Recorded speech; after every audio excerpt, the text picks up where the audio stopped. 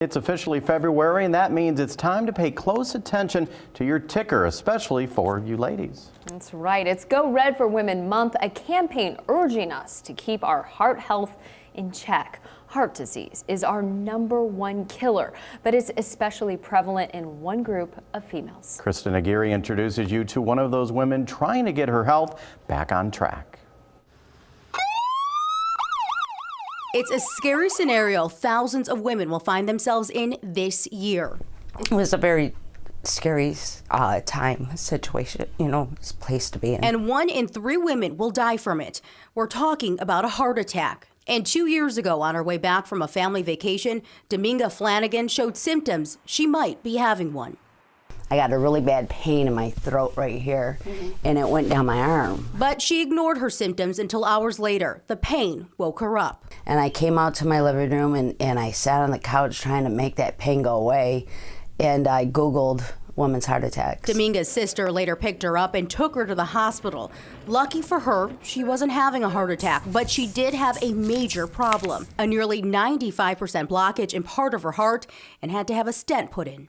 We always think, oh, it's never going to happen to me. Most of women that I see, they come for the first time after an event.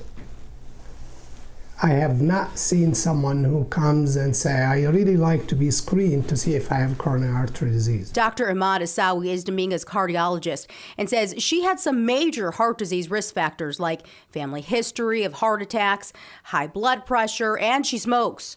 Her Mexican ethnicity also plays a role. Among women ages 20 and older, about 1/3 of Latinas have heart disease. Dr. Asawi says the reason why is simple.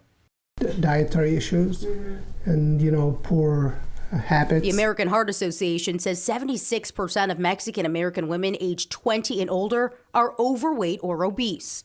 We neglect ourselves to take care of the people we love. According to AHA, Hispanics are also more likely to delay care or drop out of treatment when symptoms disappear, which is exactly what Dominga did after her heart scare. But after Dr. Asawi heard this, she's still smoking. He gave her an impromptu checkup and reminded her of what her heart used to look like.